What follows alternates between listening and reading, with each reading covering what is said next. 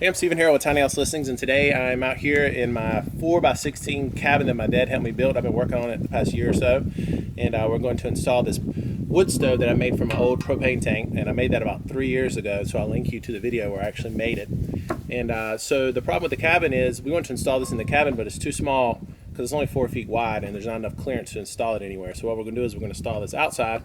We're going to make the smoke go one way outside up into the air, and we're going to make the heat come inside, so stay tuned. So the first thing we're doing is making a little area for the wood stove to sit on off of the deck, which is the deck from the main cabin connects to the outhouse. And so we were to just step right outside the front door, and we're going to have the wood stove and maybe a little bit extra wood off to the side right here. I've been working on this cabin for about a year off and on with my dad, and last time we were here we knocked out a bunch of projects. I'll do a quick video tour once we get a little bit farther along the way, but last time we were here we made a little shelf underneath right here to put all of our extra wood. So now when we come out, if we need wood, just random pieces of wood for whatever projects we're working on, we don't have to run to all the way back to town, which is like 30 miles from here. Now we got the structure built of how everything's going to look. The next thing we're going to do is we had some leftover deck boards from when we built the deck last time, and we're going to use those to just kind of make everything look like it's flowing right off the deck onto this little stand we have here.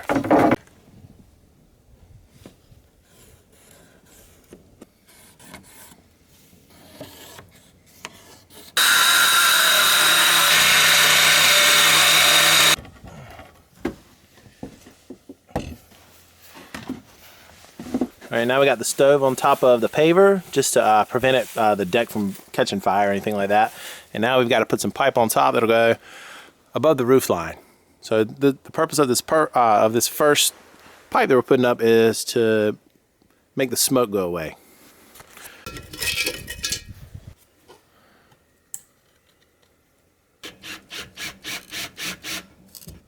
We didn't have any of the wire or the bar that people typically use to fasten the chimney pipe to the cabin.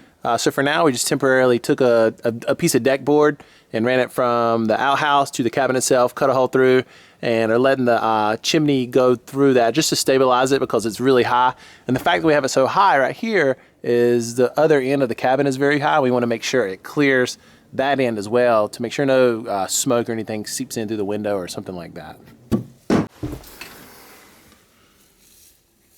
All right, now that we got a hole cut out the side of the cabin, which was exactly the size of one of these guys, which you typically see in ductwork, now we can just kind of place it into the side of the cabin, make it real snug.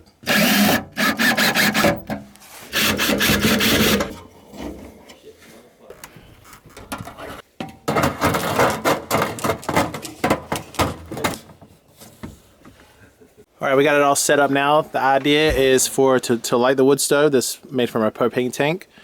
The heat that comes off the top goes through here, it gets funneled inside, while the smoke goes all the way up out of the way. So all we're doing is capturing the heat and removing the smoke.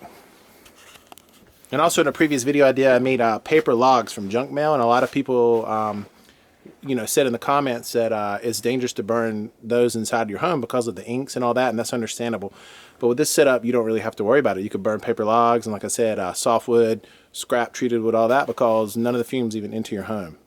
So you don't have, and another good thing also is you don't have to worry about ashes coming into your home and sweeping it up and all that good stuff, all the things that come along with having a wood stove or fireplace in your home.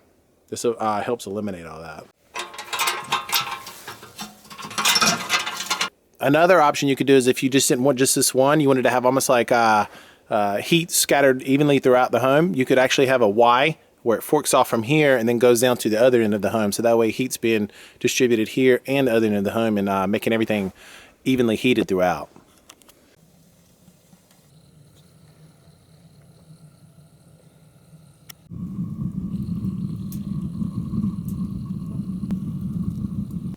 All right, we've got it cranked up to just about maximum capacity. It's about as hot as it'll get. And the cabin in here is only 64 square feet. But as you can see, it has some really, really high ceilings. That end actually over there is 12 feet. This end's 8 feet.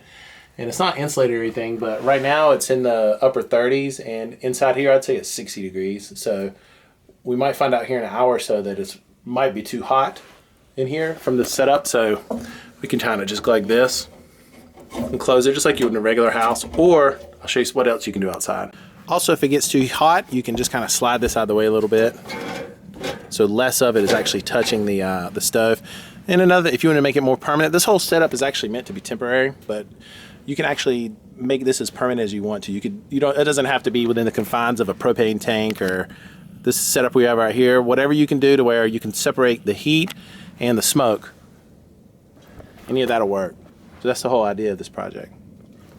Another thing you can do too is, I'm sitting here by this and it's so warm, but you could actually take this off and put a pot of chili up there, or some tea, or brew some coffee, then just put it back on when you're done.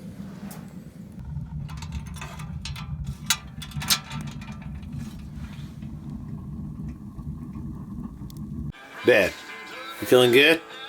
Yeah, I feel daggone good.